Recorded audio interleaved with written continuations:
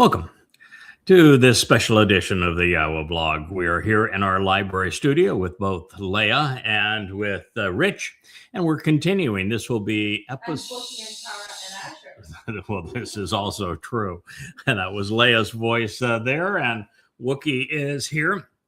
He just had a quick pick me up with a little cappuccino, and has decided he would munch down on the cookie stir stick, and Asher is doing what she shouldn't do, which is to bite her paws. So it's a rough start here in the library studio. But we are returning to episode 3 of The Last Word Picture. It is the 31st Mashal. It is a stunning portrayal. It is the great plot twist by quite the plot twist. The ultimate playwright. You know, if you look at the Torah, prophets, and Psalms all the way through, it just is great play that was created by Yahowah with interesting characters punctuating the scenes. I disagree. Stirring dialogue. Very real people all the way. Very real people. I disagree about it being a play, though. I think it's a love story. Yeah. And it is a story that has a flashback in the sense that it begins with creation and then into the Garden of Great Joy, into Eden. And that is where we return. So after 6,000 years, Yahowah is offering us the opportunity to return to Gan Eden. But there was a hitch in the giddy-up along the way. A little bit of a hitch. And there was a number of places where it didn't look like it was all going to play out the way that Yahowah had hoped. And every time that there was a situation that had to be resolved for the human experiment to have a chance to produce sound and usable fruit, well, God had to intervene with the addition of 1 or 2 people. And they were put into the scene and taken out along the way. You know, an interesting person in this regard, although we are only told that he was there and then he was not, and that he was with God. And his name is Enosh. And Enoch, based upon the Hebrew word for mortal, Enosh, is not a named character in a sense. He's just an indication by God that all the way through this story, when the characters need a little help so that they stay on track, so they stay on plot, that they are interjected. And the single most remarkable case is when Yahowah inserts the woman that he calls Amah. This is the most productive of mothers into the scene. And that scene that is depicted in the 31st Mashal, or word picture, it's a proverb, is that of this woman, a mother, trying to salvage the relationship between father and son. That would be Yahowah and Dode. And it is really an interesting dialogue. It's interesting professions by Dode. It's a marvelous depiction of this woman, and her husband plays a part in this as well. And it is easily the most unexpected plot twist that I have encountered along the way. And it is also a marvelous learning experience. We are going to continue to explore so many facets of God's story and why it is depicted this way and what was at stake. So we're going to jump back into the passage that we ended our last program, which just happened to have been the first statement of the last word picture. It reads, "These are the words of Lemuel, Melech, who is the sovereign counselor and king, indispensable and inseparable from God." Lemuel Melech. This is a profoundly poignant prophetic pronouncement, which is a heavy burden to be borne, while paying tribute to someone tremendously uplifting, with strong, heartfelt yearnings, revealed in a prophecy pertaining to both the past and future. As a Mashah, it is a heavy load to bear, a problem which must be carried by one who is submissive to one who is more dominant. It is a stressful hardship to be lifted away. All is part of an announcement from God. That as a benefit of the relationship and to reveal the way, that would be from Asher, revealing the path to get the greatest joy out of life. His his mother, taught to him for the express purpose of correcting him. Yasher Hugh. She instructed him for his acceptance, for his edification and improvement, and especially to make him more disciplined by correcting his prior bad behavior. Mashal, word picture, proverb 31:1. How's that for an introduction? Now, we have briefly covered some of this turf, but just to keep our bearings, the first word is Devarim. It is the Hebrew word for words. And these are those of Lemo El Melech. They portray his encounter with the mother who is counseling him, and with the El God revealing himself through these words and through this mother. Devarim are the medium of communication. They are the means we use to think, the very tools of rational thought. They are the gateway to knowing and understanding. Devarim are the most valuable tools in the universe. And communication is key to a relationship. Absolutely. Cherish them. The 31st Mashal word picture uses the term masa, which is fairly infrequently deployed in these situations. It is horribly rendered in many English translations as oracle, which would be the Greek term to depict the voice of their pretend gods, but that's not what it means. No. The primary meaning of Mashah is actually a heavy burden. And because it is based on NASA, it is something that is very substantial and hard, a hardship that is NASA lifted and carried away for the purpose of saving the individual who is the beneficiary of this. That's all conveyed by NASA, the root of Massa. So it is, on top of all of that, a profoundly poignant prophetic pronouncement.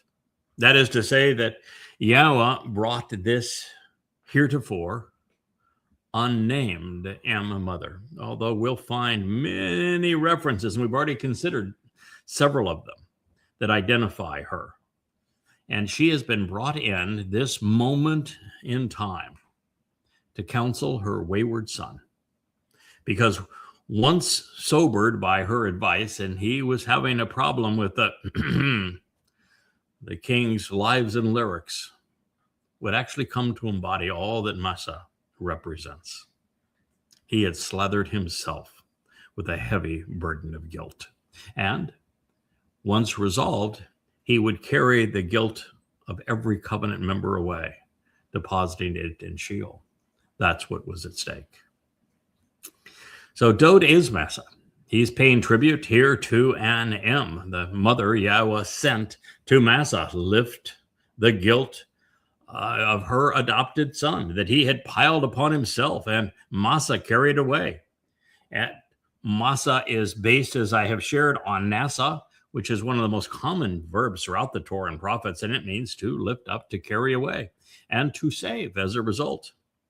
This is remarkable that this mother will do this for her adoptive son, and that she would do so for him so that he could fulfill his destiny, which was to do exactly the same for all humankind. In this particular case, she intervened when her son, Dod, was loaded down. He was bearing more guilt than we can even imagine. He had become a tremendous disappointment to everyone, to his wives, to his children, to his people, his nation, to his troops, To himself. to his God, his father, to everyone. The greatest man who ever lived had a real downer, and he did this to himself. He had become rotten, self-indulgent, and God couldn't stand his beloved son's stench at the moment. That's how bad it had become. So in this particular case, since I shared the 86th Mizmor with you yesterday, where the mother that is presented to Dode is presented as Yahowah's Amah, that Yahowah is saying, this is my most productive mother that I'm presenting to you, and Dode's acknowledging having received her and the transformative effect that she had on him. Now, in this case, rather than calling her Yahowah's Amah, and Amah is a compound, well, not a compound, it's just mother, with the feminine ending, and the feminine ending in this case cannot make mother more feminine than it already is. There's no gender confusion in the Torah. No. It is used, as it is in so many Hebrew words, to expand the potential and the productivity of whatever is being discussed. So this is the most productive of mothers. And so previously, the Amah versus the and same word, just more productive with Amah, is Yahowah's presented to Dode. And in this case, he's gone right through the adoption process to, she's my mom. She's the mother I never had. She is calling this woman, who we will get to know by name momentarily, his mother. She is my mother. He was writing this in third person of himself, so he used his mother, but yes, that's really what should happen. That is a very subtle distinction between Dode's gratitude for Yahowah, for sending Yahowah's Amah, as I said, to redeem him in the Mizmor, the 86th, and it's permeates many others. It's in the 116th, for example, and we'll cover that in due time. And he is now referring to her as his mother. So there's a very slight difference here between the Mizmor and the Mashal.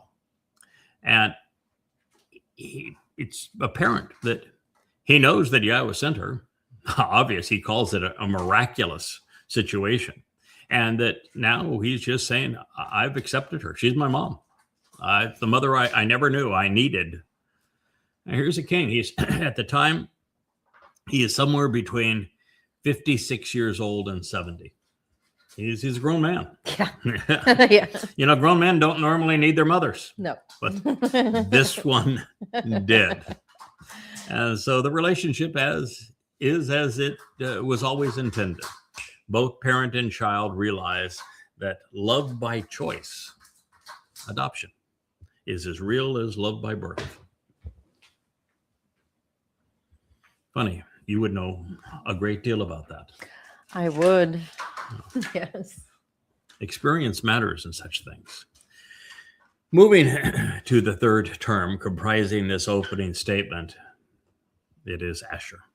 Asher is actually the Snow White lab at my feet that brought Leah and I together, as we will discuss later as we move through this last word picture. It is Dode's favorite word, as it is mine. It's the first word that the king wrote in his initial Mizmor, the first. And it's the first word of all of the Hebrew words, 25,000 pages of translations and commentary. It's the very first word that I translated, it is. Asher. And I did so in the pretext for this discussion, which is 2 Samuel 7. And there is where the story begins. In it, we find that when guilt is associated with Dode, that Yahowah has to take account of it, as he was doing here, which is why he sent this to visit with his son.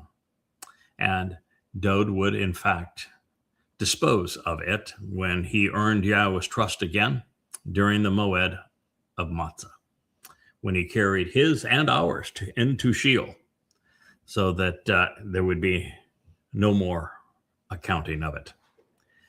Now, Asher reveals that the final mashal is shared to explain the way to receive the benefits of the relationship and how they were revealed and delivered.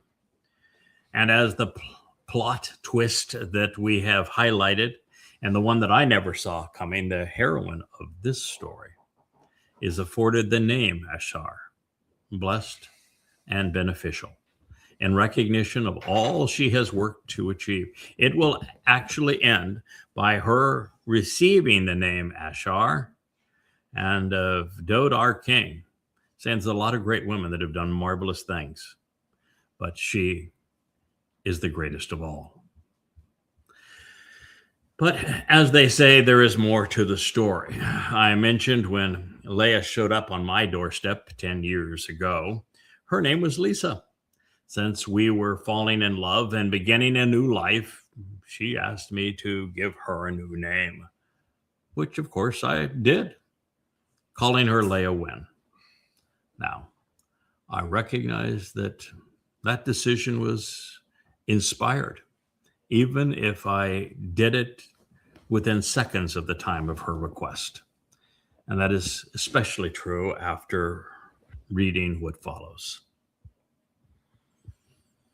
And Leah, who, by the way, was the mother of Yahud.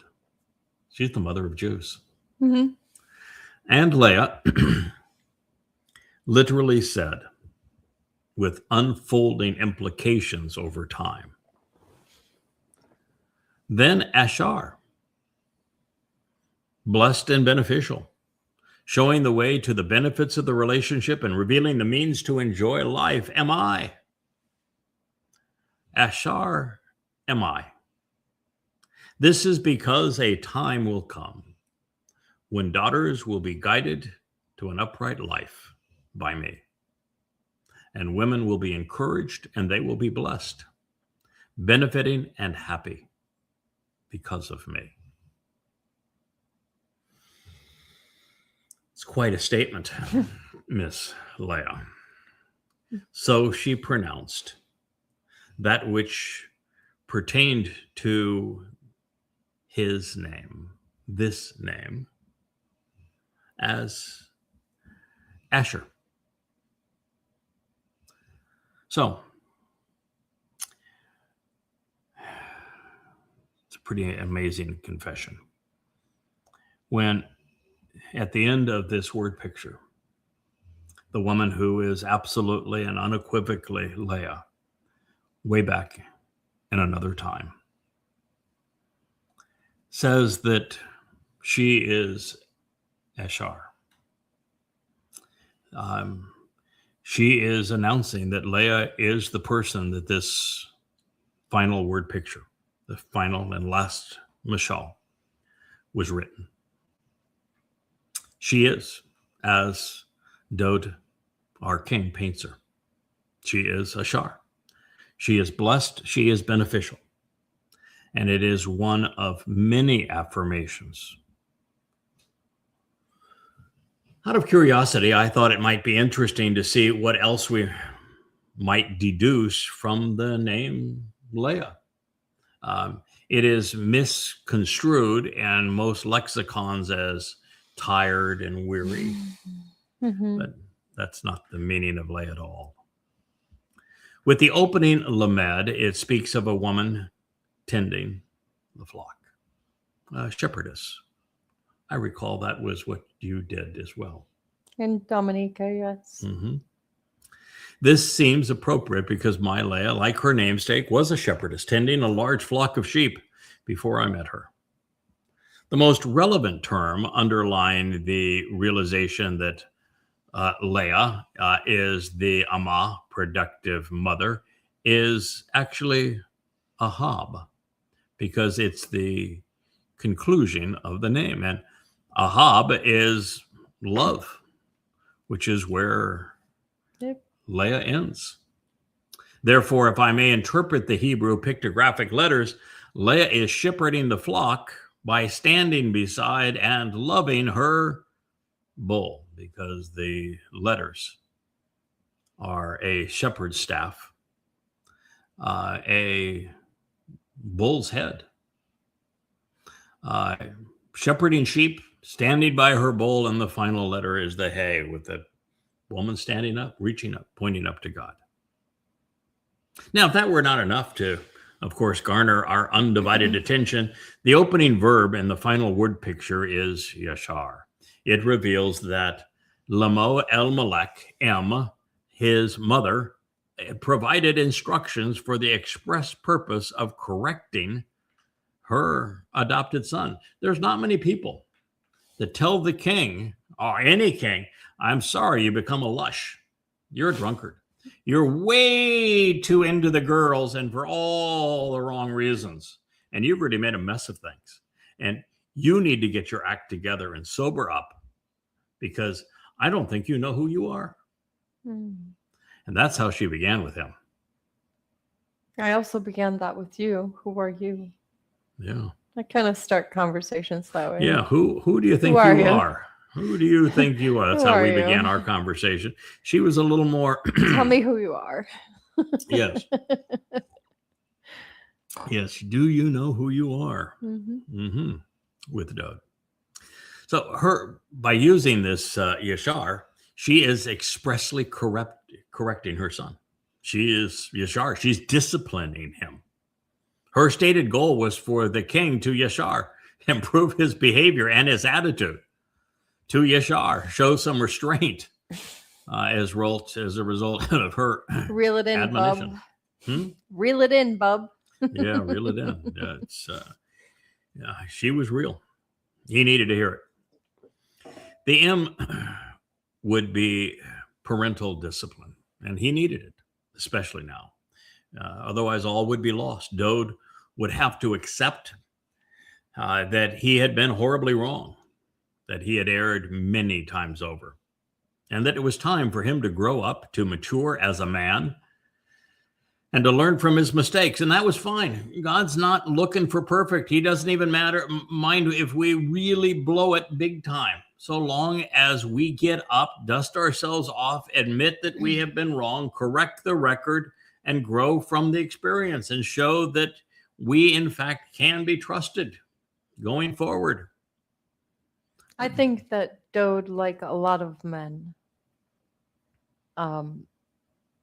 walking around today, have what I call the father wound.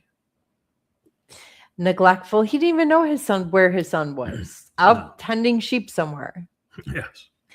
He was inconsequential to Yeshe. Yes. Dode never had anyone model for him what it's like to be an adult man.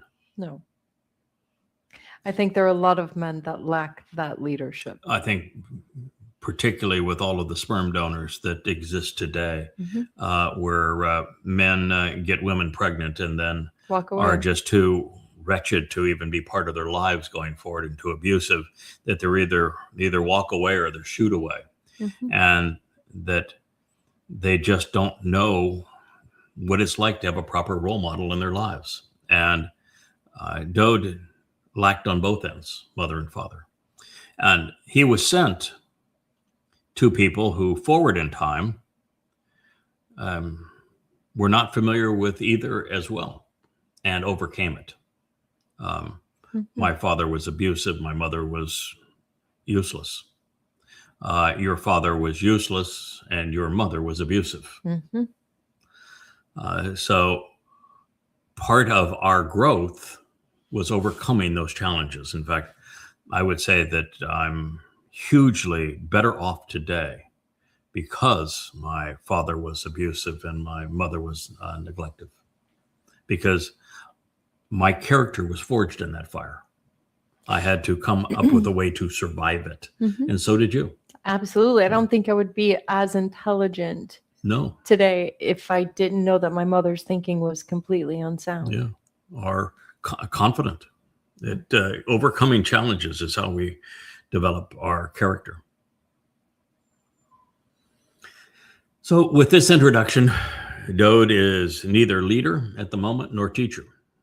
He is neither exemplar nor is he right, at least at this moment. He had been for much of his life. He was not now. He was being corrected. Now, I have shared some thoughts on Hugh, his mother, but I'd like to add some others before we move on and consider what she's asking her son to contemplate. In addition to mother, M can be used to address a caregiver or a provider. It can describe something that's a dam, that holds back trouble, or a point of departure, which is where he was, or division, which was what he was experiencing from Yahowah. Also described identically in the Hebrew text, M is a conditional participle used to introduce an if-then proposition, a hypothetical or a conditional clause. And we got a lot of them in this text, all to prompt deep thinking with an emphasis on personal responsibility. Seems to all apply, doesn't it? And while I'm not telling you that all of these have to be woven into our definition, but when dealing with concepts of this magnitude, M, mother, it's helpful to be completely grounded and open in our discussion. All of our cards face up on the table.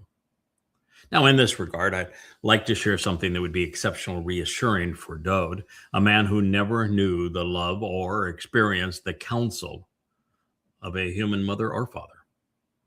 Not only is Dode's mother unnamed, which is remarkable, and that he's the central character in God's story. Not only that, with all the begot, like how is she not there? How is the number one son not listed? We know that his great grandmother, though we do know her name. Yes. That's Ruth. Yes, we do. That's Ruth. Yeah. Go ask Ruth. His father was also worthless, Yishai.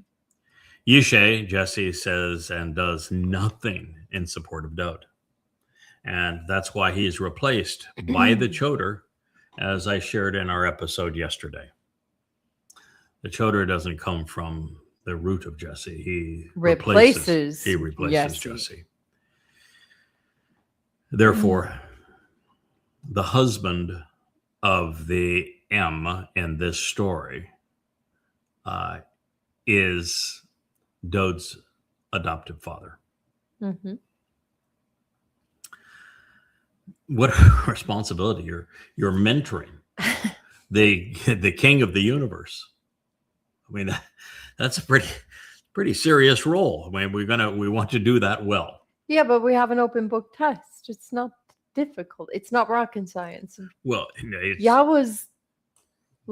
God is saying, learn from the experience. We get to carry our experiences and our history with us because they're part of our nesama and our nefesh going forwards. We get to carry this out, which will guide us.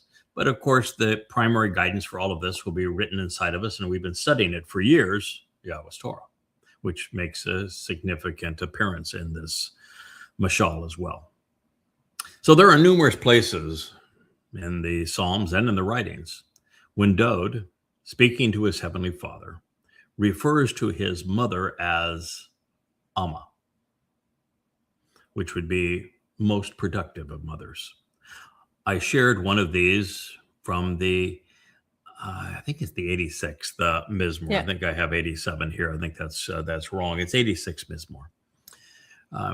Anything that gets close to the 89th in my brain, just does moves over to the 89. Starts to sparkle because the 89th is what the great treasure between us. It's when we were developing our relationship on Torah, was the seminal moment in our relationship when you said, "This will change your life." Yep. It will change everything that you have ever been led to believe. It is easily the most profound text. It's the defining text of our lives, the 89th Mizmor. So we find another, by the way, in the 116th, which I owe my wife to translate because she, and I've read it through in Hebrew. I've done the analysis of it. I know that it applies. It really is it's the answer to all of this, because at first breath, Dode did not respond well to this, and his responses in the 51st Mizmor, and it's not pretty. But we had a little come to daddy party thereafter. I gave him a major slice of tough love, and I'm really judgy and edgy.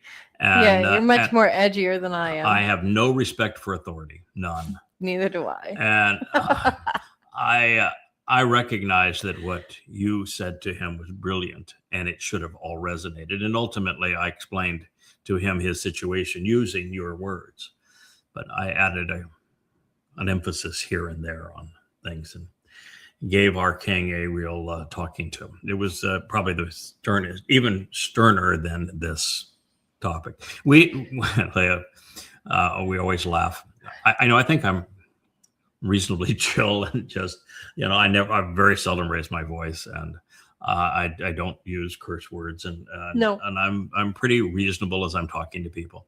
But there is a tone and attitude that emanates from me when I'm being stern. When somebody has pushed my buttons and what you did wasn't appreciated. You really ought not have done it that way. And if you get to be in my presence one-on-one, when something like that occurs, you are going to know that you've had a talking to. We've had people walk out from sent a girl to my office crying. Good God! But, I didn't threaten her. I didn't. No, nothing. But you ought not have done that. We had a discussion about this before. that was something you shouldn't. Yeah. She claimed you yelled at her, and she says, "No, I just used the voice." And I'm like, "Oh." Yeah, it wasn't the words; it was just the voice, and that's what happened with Dode. Yep. Oh well. The voice. Yeah. Oh well. I was chosen for this job for a reason. So were you. So there are places where it is used, and one of those I've shared. Another is the 106th Mizmor, which serves to affirm that the Amah's words would finally resonate with him. He was back on his game. He was ready to fulfill Pesach, Matzah, and Bakodim. He was going to hell for a heavenly cause by the time we reach the 116th Mizmor. So while we will consider this Mizmor in its entirety later, I do want to offer a snippet now for your consideration. And this is indicative of the Amah, that is the basis of the last word picture. O Yahowah. Indeed, it is true. I am your coworker. He finally came to recognize, oh yes, Yahowah. Indeed, it's true. Anah. It means he's in. I'm responding now. This is my reply, oh Yahowah. Indeed, it is true. I am your coworker. I am your servant. I am the son of your Amah, your productive mother and coworker. I am the son of your Amah. Who knew? You have responded to open and release. Batak. You have loosened and freed. That which pertains to my bonds, you freed me.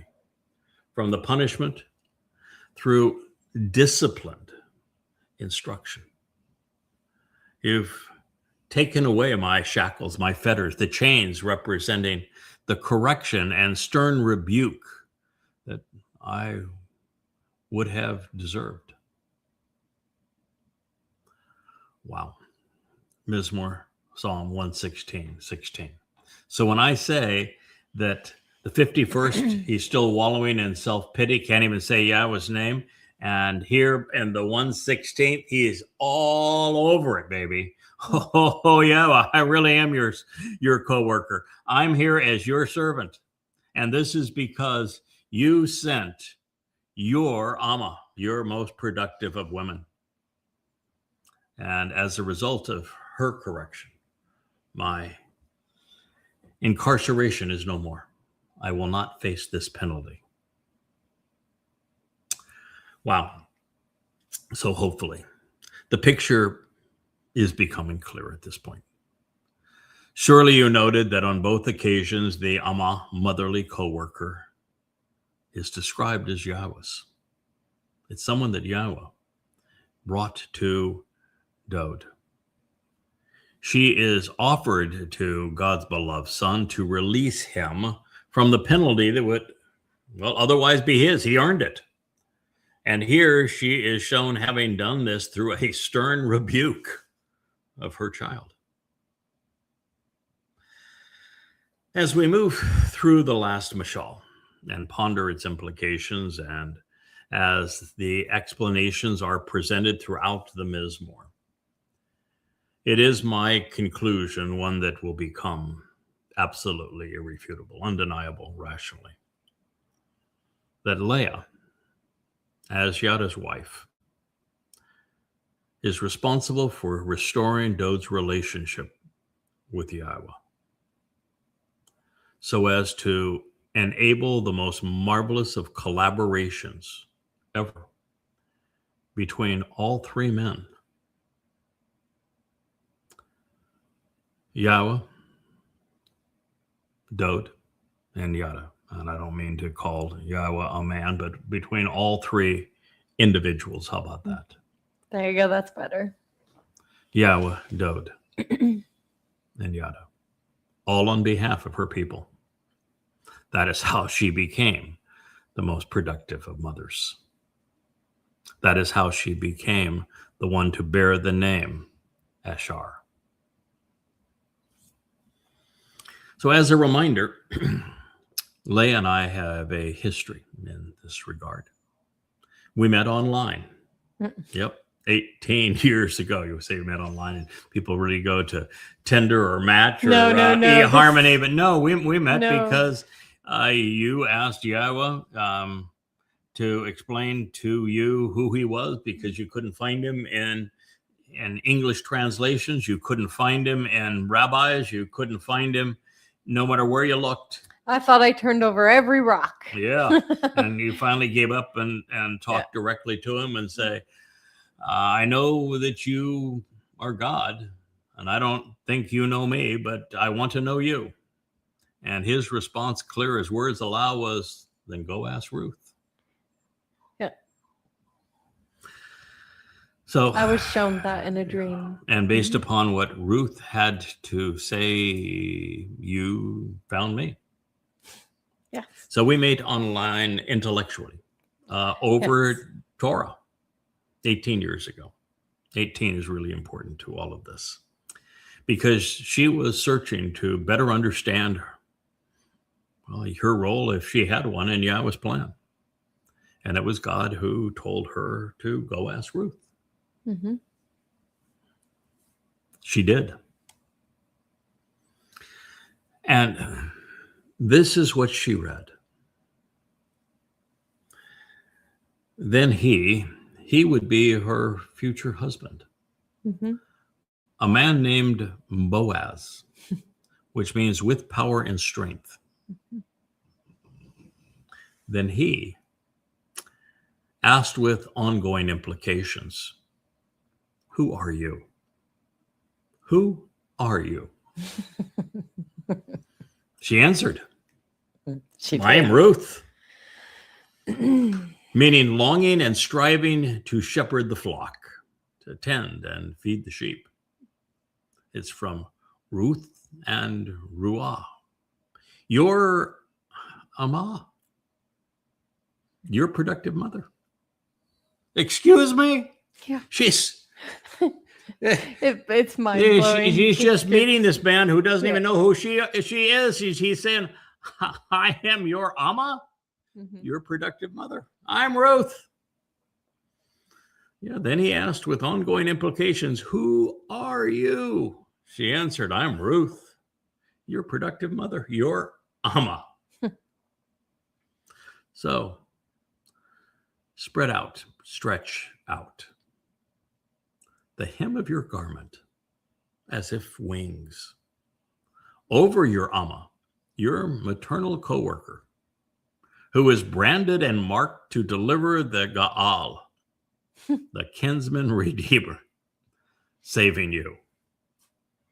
Ruth, longing to shepherd the flock. Ruth 3:9. We're not far enough into this for most of you to recognize why there was the reference to kanaf. Spread out the hem of your garment. Stretch out your wings.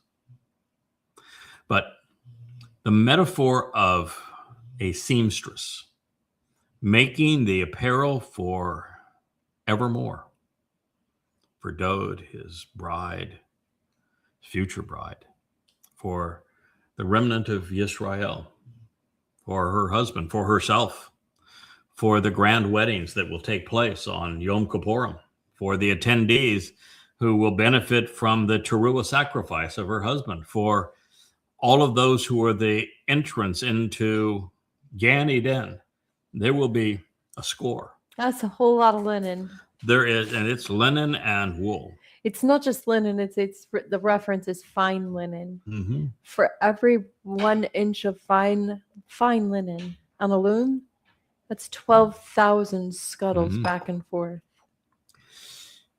As a fashion designer and a woman who owned her own fashion label, you are perfectly suited for that job. But in fact, if you're not wearing, and this will become apparent, Leah's apparel, you won't be re-entering Eden. You won't be at the great homecoming and the weddings. And that is overwhelmingly apparent throughout this. And for such a strange thing to be inserted here, not only is Ruth the Amah, which is the star of this final word picture, and such an odd thing for her to say, but Yahowah said, go ask Ruth because I wrote this for you all that time ago. And that Ruth announces that I'm the Amah twice. And then says, spread out the hem of your garment. Cut off. Over your Amah, coworker. And what is she going to do? She is telling a man that she has never met that will ultimately, by reference, be one of the 2 columns of the temple. Kinsman Redeemer. It ain't Jesus. And she is telling him that she is going to deliver the Gaal, the kinsman redeemer. Kinsman redeemer is Dode. Wow. And she did. That's what the last word picture is all about, is her doing this very thing as that particular woman, the Amah, delivering the kinsman redeemer. And she's married to Boaz, the man who is beside Dode as one of the 2 pillars on the porch of the temple. Mm-hmm. What do you tell people that are a nuisance to get off your what? Porch. Yeah, well, yes, indeed. I may throw an F-bomb in there too. Mm-hmm. Mm-hmm. And if that worked out insufficient to garner your undivided attention, we have a theme going here. She was addressing Boaz, as I have shared with you. It means ba-en and oz, or oz, either way, it's the same word, with strength and power. Mm-hmm. Yeah, she would marry a bull. And he would not only become her husband, as the bull would be as well. He is the name of the left, not right, north, not south, pillar. Yep. On the temple. And of course, the porch of Yahweh's house where he placed his name. Of course, it would be, it's actually called Heskel there. And it is, I'm going to bring us right to that passage later because it comes up again. Okay. The one column is, of course, the one who would come with the strength and fortitude to make this happen. Mm-hmm. The other column is descriptive of Dode.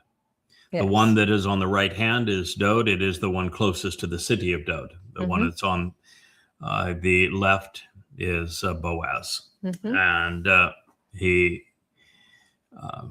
these two columns are 12 cubits apart. How many tribes of Israel are there? 12. Yeah.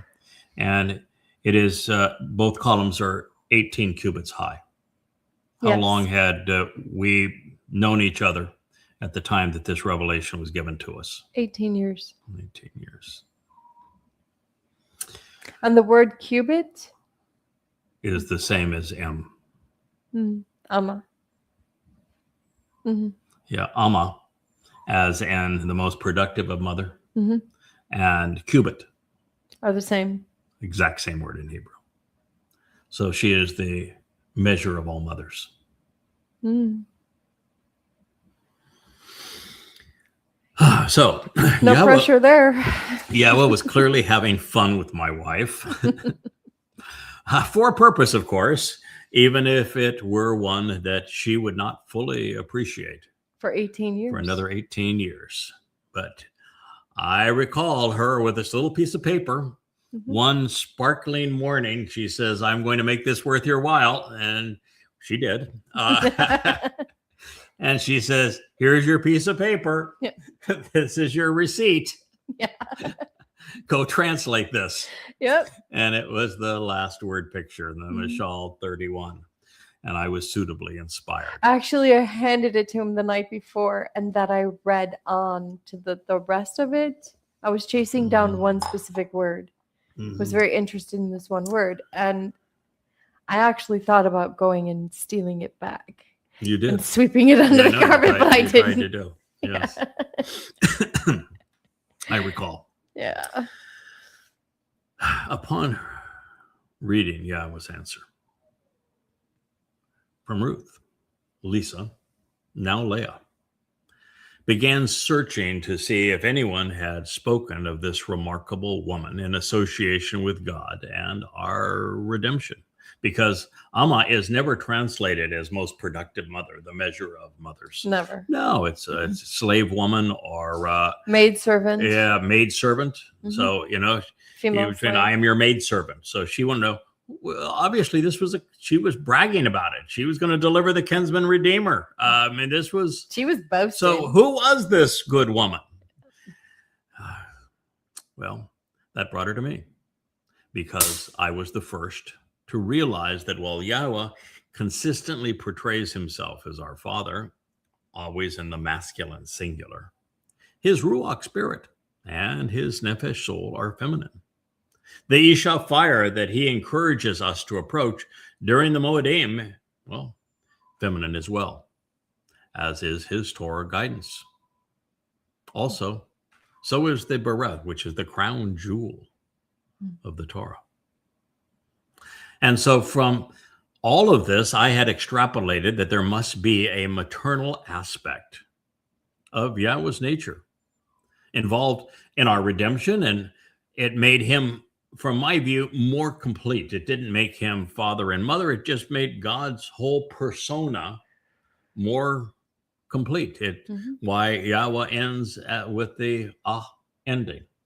More productive, more complete, more nurturing, more loving.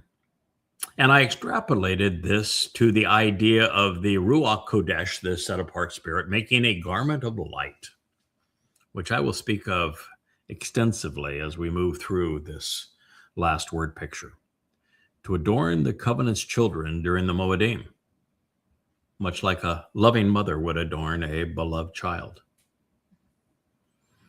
I had been right all along.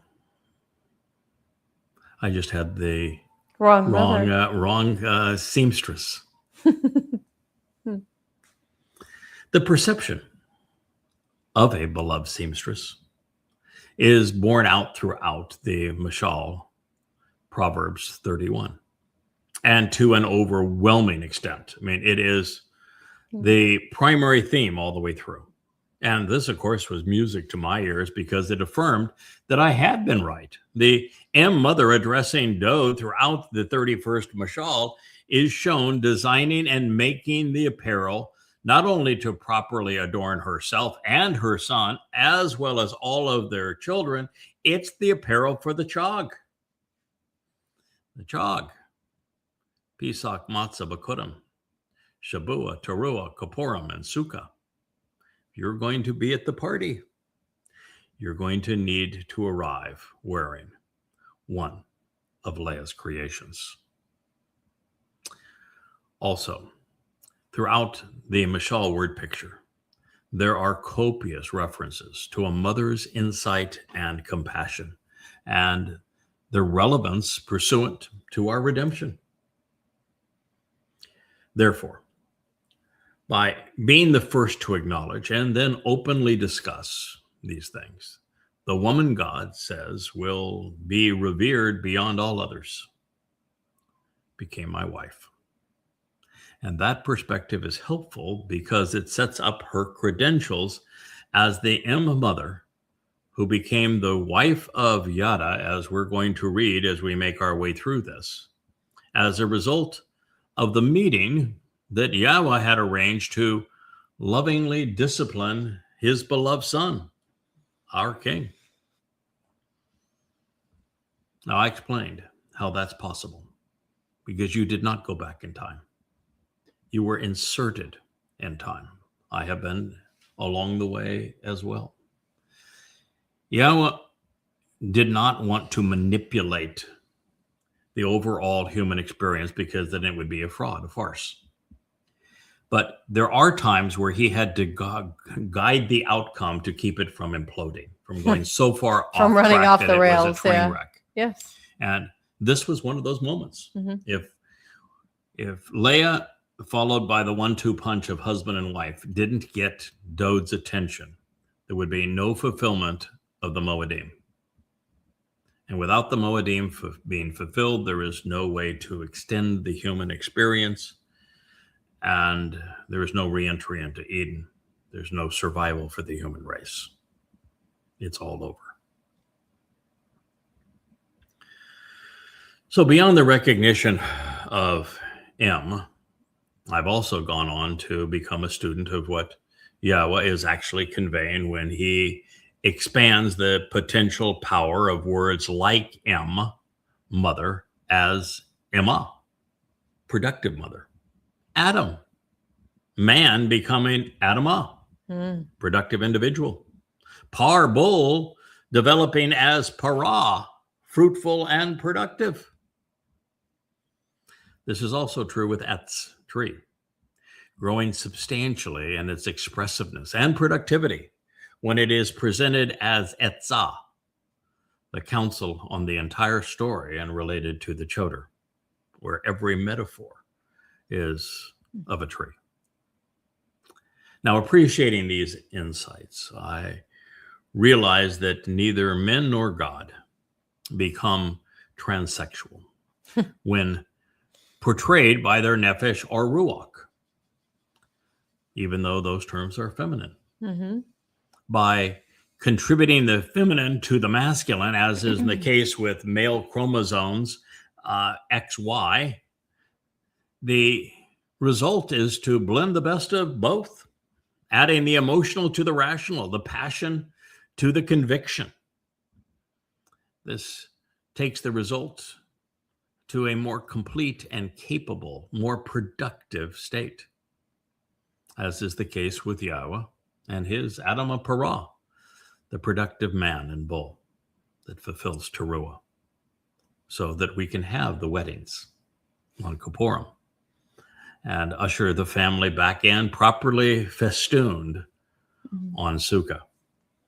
Yahowah did mention that it's not good for man to be alone. It isn't. It is much better for man to have the company of a loving woman, but also true in the reciprocal. Mm-hmm. Well, these insights brought Leah to her Boaz 10 years after we met as a result of a protracted sequence of thoughtful email discussions. I don't think there's many people that have met as a result of 10 years of interactive emails and intellectual discussions on the Torah. No. So that it's weird. Made our meeting quite interesting for sure. You know, at that point, you're almost feeling like, okay, I've now invested 10 years, 1 to 2 emails every week on an intellectual exchange regarding Yahweh's Torah guidance with this woman. And you're saying, okay, now do I touch her? Do I, what do you do? This has been a strictly intellectual conversation about the single most stimulating document ever written. I'm still a real person. Yeah, and still, oh my goodness. It was a head scratcher, to be sure. The last thing you wanted to do is do something stupid, which boys, typically do, no matter how old they are, and you bungle the whole thing. You say, "Oh, how do I ruin the friendship?" Well, you know what you do to ruin friendships, and so. But I said, I want more, and what do you? Oh, it gets complicated anyway. Well, and we're going to get into the complicated because that's where Dode takes it. It kind of does. I do. I will not get there today, but I shared with you where this goes. And it gets complicated. It does. Complicated in a very good way. Interwoven kind of complicated. Inseparable complicated. There's people that watch this program for years when we do this thing together, and you're sitting over there and I'm sitting here. We're about 6 feet apart when we do this. And there's a whole bank of light is between separate us. Separate us at this time, as well as the Wookiee who loves to position himself in such places. There's always a twinkle in my eye. Yeah, people can tell that I dearly love my Leah. You said you're an acquired taste, but I have clearly curated it. So, well, these insights brought Leah to her Boaz 10 years after we met as a result of all of these thoughtful email exchanges. Our understanding of Yahowah has come a long way. It's matured considerably. And very much. Yeah. As well as our understanding of Dode, our understanding of prophecy. We're building on top of now all of this time we've invested together. But that is not the case with a particular devious woman who, as one of Leah's friends, had been invited into the covenant family along with Leah before proving that she absolutely didn't belong. Now, wanting to find herself in God's story and write Leah and I out of it, a little over a year ago, she claimed that I had not gone nearly far enough in recognizing the existence of a spiritual mother who she portrays as an entirely separate and distinct individual. And the fact is, I had actually gone just far enough to garner Leah's attention, which wasn't by intent, but boy, did it work out well. That was by design, I think, with Yahowah, and also to earn Yahowah's respect for going where his words lead, thinking it through. But without going anywhere close to the point that Yahowah was transformed into a hermaphrodite by the mother goddesses. Who pretend to speak for God. Making this ever more poignant and relevant. The psychotic woman not only turned on my wife, disparaging her, mercilessly shattering, slandering her, and really a jealous rage. She wants to replace her. She formed a mother goddess cult by passing herself off as authoritative, all by imitating me, of course, while attracting her audience by hashtagging my name. So Yahowah's denouncement of her in Yeshayah 57, Isaiah 57, which we shared on previous programs, Back to the Garden in that series, seems to set up God's admiration of my wife here in the last mashal. And be careful who you pick on. Miriam would learn that lesson by going after and slandering Moshe's wife, Shipporah. Michal would learn that lesson the harsh way. She would. When she said to Dode that, you aren't as kabod, you aren't as significant with God as you think you are. That's what she said. Particularly with the Amah. And Dode came back and said, well, we'll have to go ask the Amah whether or not I am as significant as you say. Amah is the same word we're dealing with here.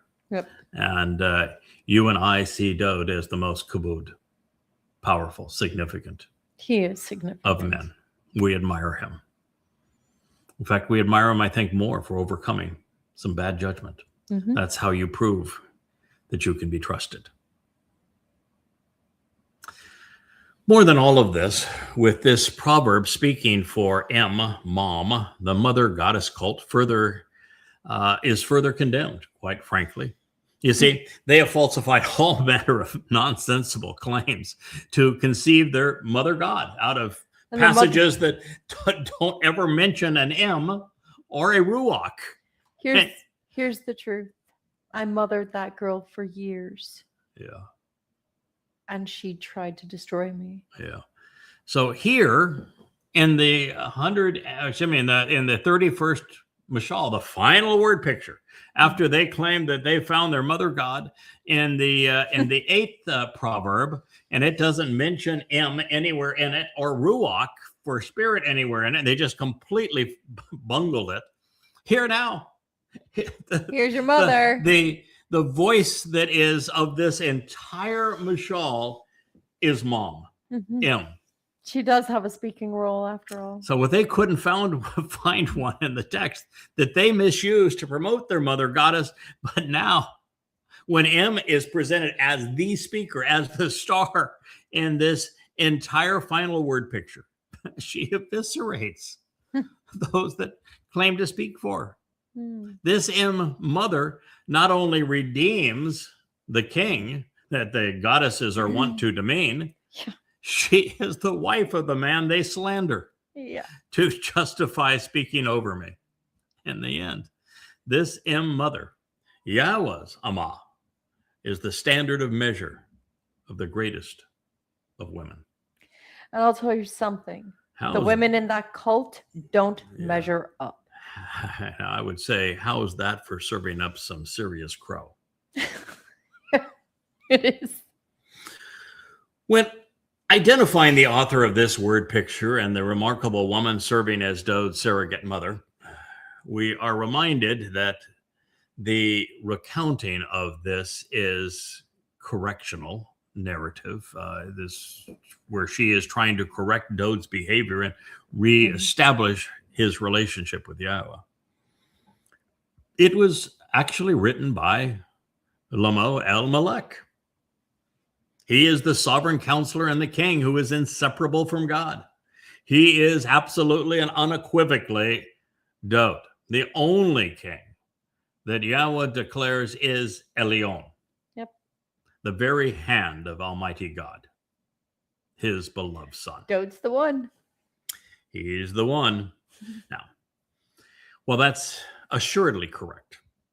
I'd like to reinforce the surprising realization that, as I've shared, we know nothing of Dode's birth mother. She is never named. She has no influence before her famous son's 8th birthday. None.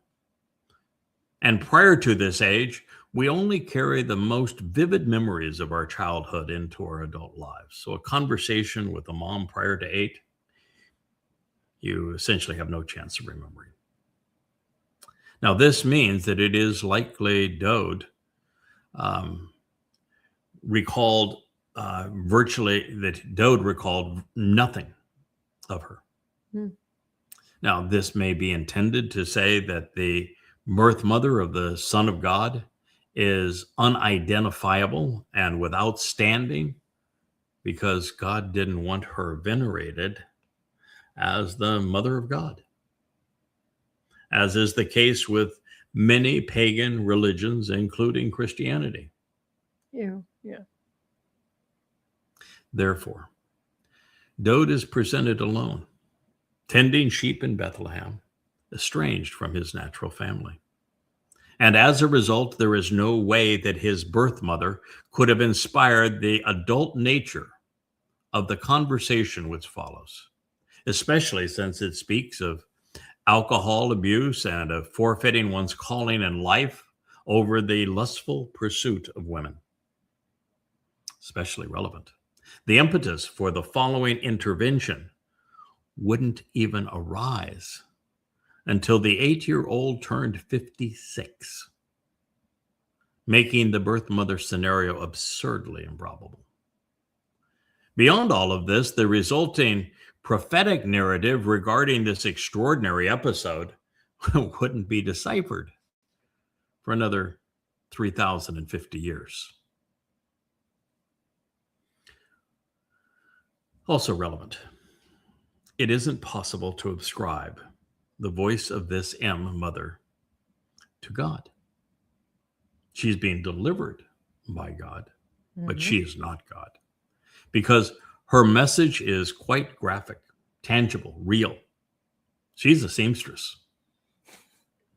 And it concludes with Dode referring to her using the title Leah claimed for herself, Ashar, blessed and beneficial, centuries before the king was born.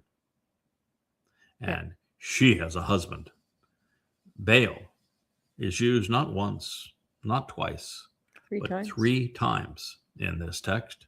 And oh, by the way, at one point we're told that her husband is known as Yahowah. And oh, by the way, he's a Zeroah. So, yes, she is known by the title that Leah herself used, blessed and beneficial. And that was centuries before King Dode was even born. And then he removes all doubt, saying that this is the greatest of women, not the greatest of gods.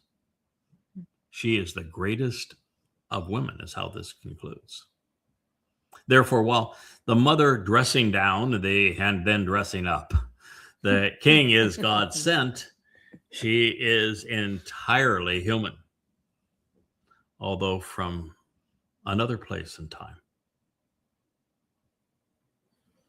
With this in mind, our attention is drawn back to Ruth, who, after revealing that she was the prototypical Amah, productive mother, affirmed that she would be delivering the Gaal, the kinsman redeemer, who is Dode, to her husband Boaz, the one with strength, representing one of the 2 pillars to the temple.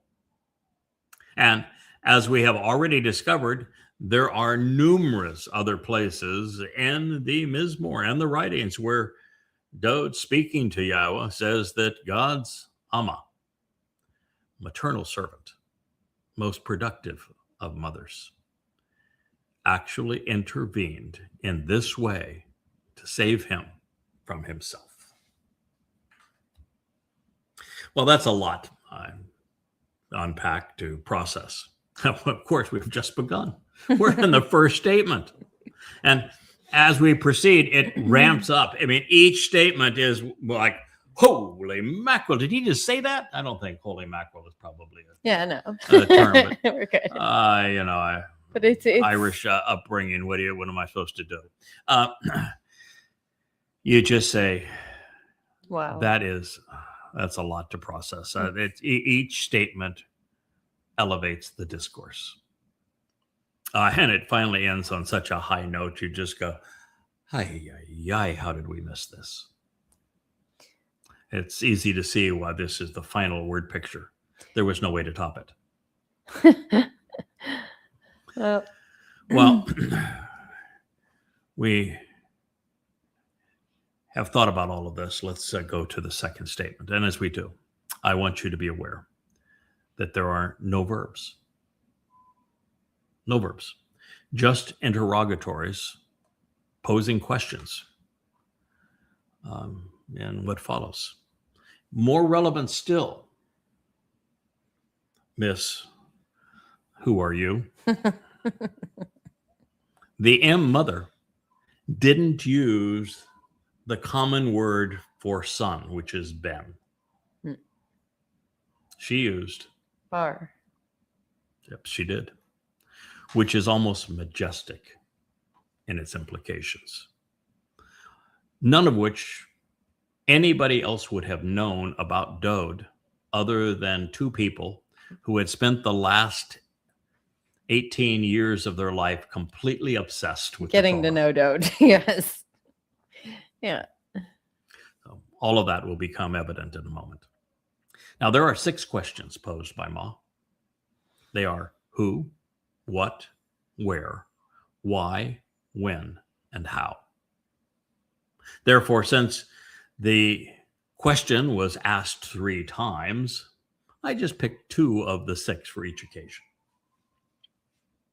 And while every question is worth pondering, it's apparent that God's chosen mother wants her son to contemplate who he is and why that matters. Clues which are provided by Bar, as we shall see. And she wants Dode to think about how our collective collaboration will serve everyone's interests if he gets his act together, including God's and his own. And it is for us to understand where and when all of this would play out in his life and in our lives. Here's what she said. Who and when is the question? Who and when is the question? My radiant and bright chosen son. Bar. Ma Barani. Who and when is the question? My radiant and bright chosen son. Ponder how and why, my favorite child and thoughtful boy. Barani, conceived within my place of origin. Consider what and where, my chosen son, whose brilliance is reflected in the moonlight, and for whom I selected for this relationship, by way of my vow and binding promise. That's Mishal 31:2. Now, if you think it's a little odd that Leah, because Dode could be anywhere from 54 years old, really, to 70 years old at this conversation. I don't think she's right up at the end because he had to have time to recover and he would write a lot after this. But Leah's no spring chicken by this point. What are we, like 4,000 years old or something? She could easily be 4,000 years old. She is absolutely as old as Leah, which would take her back 4,000 years. Oh, wow. Yeah. Looking pretty good for a 4,000-year-old woman. Yeah. Hey. Do not ever offer, she says to her Bar, son who is reflected in the moon's light, or give. You should never bestow your authorization, your qualifications, or your competency, or your journey through life to women, for females, to someone who conceals the truth and who is destructive, who blots out and wipes away those with the authorization to lead. Proverbs 31:3. There are religious nincompoops posing as scholars. Yes, there are. And I'm sure that when people turn this over to their unthinking LLMs and their AIs and say, And you know, chatbots. Craig claims that the Lamo L of Malek is Dode and that the M is Leah. And they're going to say, no, the scholars say that it is Solomon who is the person that is the inseparable king from God, and that it's his mother that was saying this. That would be Bathsheba. She was the cause. She is not the solution. Nope. And she most certainly isn't Yahowah's Amah. She put a king on the throne who split the land. So this is pretty clear as to who's being talked to, because Dode, on the fourth day of creation, is the greater luminary who is reflected by the lesser luminary, with the sun's light being cast by the moon during the time of darkness. That is our collaboration. Yes. Dode is the chosen one, not Solomon. Nope. Dode is the ultimate thoughtful child. He's the bright, the radiant one. And so this bar is none other than Dode, just as the Lamo Malak El Same person. is Dode as well. Same person throughout, yes. And she is saying, you need to know who you are. Mm. That's what this is all about. You're not any ordinary king. Yes, an ordinary king, you can go and do whatever you want to women. You can kill men. You can claim all women as your own. You can do whatever you want to do. But you are no ordinary son. No. You're reflected in the moon's light. You are the chosen one. You are the very Son of God. And because of that, the entire human experiment is hanging upon you getting your act together now and recognizing who you are and dealing with it.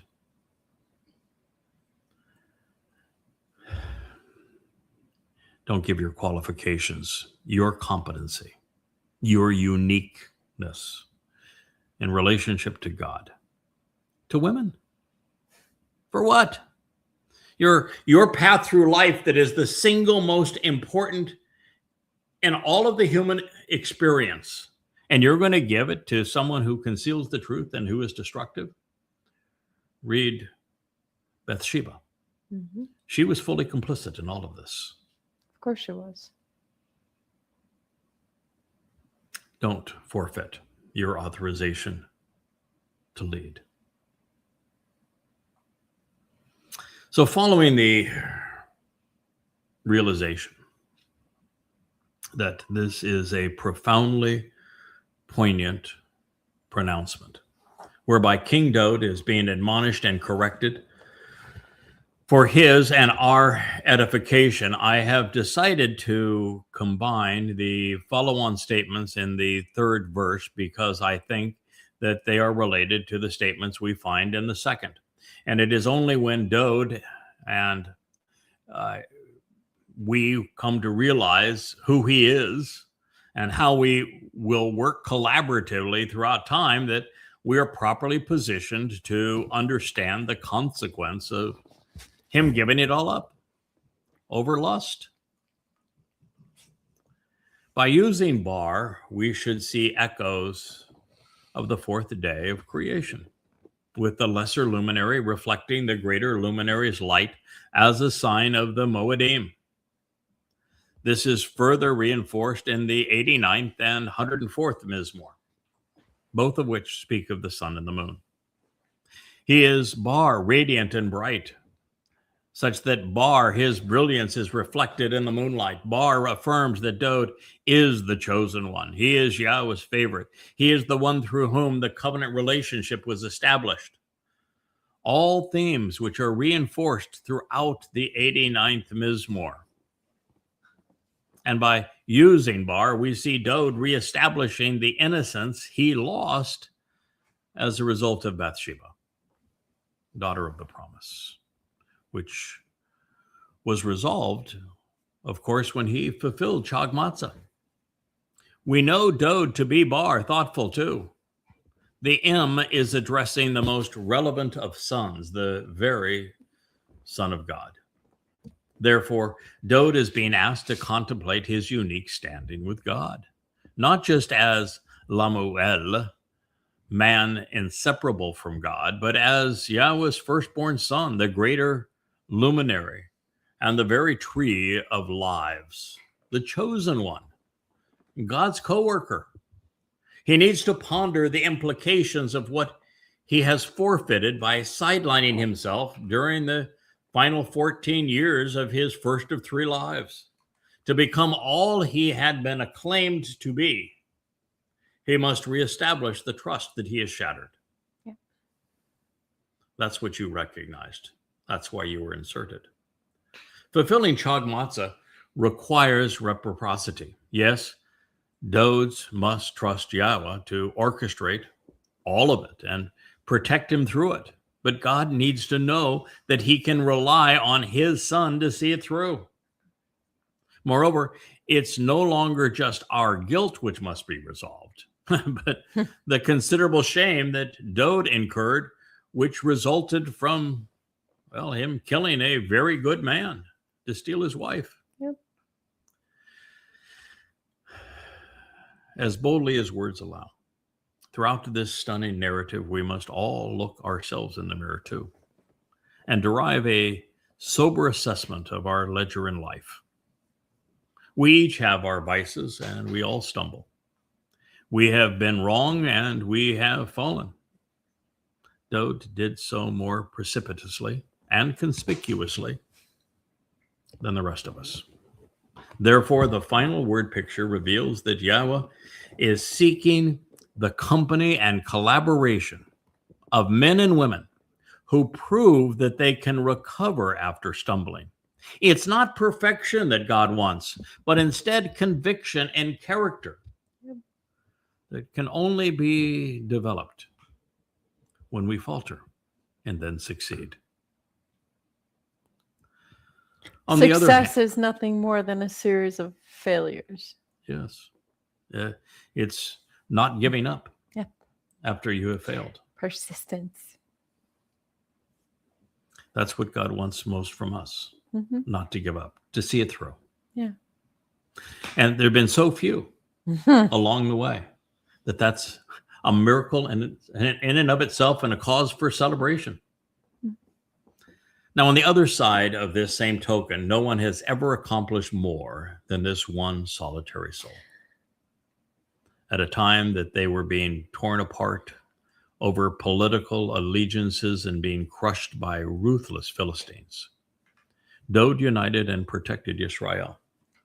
He subdued every threat, prevailing in 66 successive defensive battles, even returning the Ark of the Covenant, although he had help from a friend, Obed-Edom. He acquired Jerusalem, the heart of the land, along with the Temple Mount. Then he built the city of Dode while accumulating all the materials needed to construct God's home on earth. Mm-hmm. Along the way, the Messiah became a prolific songwriter and a poet, composing over 100 Mizmor and Mashal. That's the greatest literary treasure the world would ever know. True. He was a prophet of the first order, not only providing a comprehensive portrayal of the last days, but also graphically detailing a first-person narrative of his future fulfillment of Pesach and Matzah, of course, leading to Bikurim, as he was the Bakor, firstborn child for firstborn children. He would reveal how his legacy would be stolen by the religious, particularly by Judaism and Christianity, and how it would be reestablished now in these books that I have written on his behalf.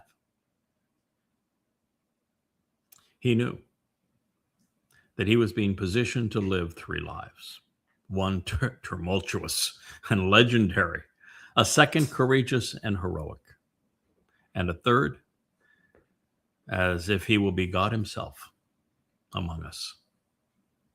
And all the while, he was what? He was governing. He was Yisrael. He was both irascible and inspirational. Mm-hmm. Much like Jews today. He was born and equipped for this purpose. The fate of the planet and life on it hinged on him coming to grips with who he is, what he must do, when it is to occur, and why it all matters. He is the very embodiment of the binding promise that Yahowah made to all of us regarding him. He said, if not through Dode, then I will be made a liar. Yes. He was speaking at this moment. If Dode failed at this moment, if you failed at this moment, we would make God a liar.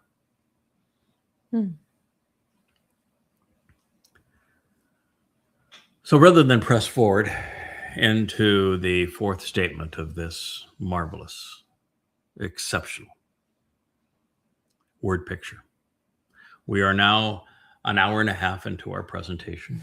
I promised you that we would keep it to well under 2 hours tonight. And so we're going to take a pause. We'll take a break. We will be back with this material tomorrow. Fortunately, I'm now many days of broadcasting and live streaming ahead of where we are in the text. I will likely finish my commentary on this word picture tomorrow, and then move into the Mizmor that I have promised, the 51st, to show what his initial reaction was, the 116th to show what happened when he was given a little more time to digest what he had been told. And I may even do a brief synopsis of how he got himself into this pickle in the first place. So these are all things to come. There are so many life lessons in all of this that I hope all of you who are listening are growing from it, learning from it, enjoying the great storytelling of our King and of our God, and growing as a result of these very nurturing words. So thank you for listening. We'll be back with you with the Yahowah vlog tomorrow. Shalom.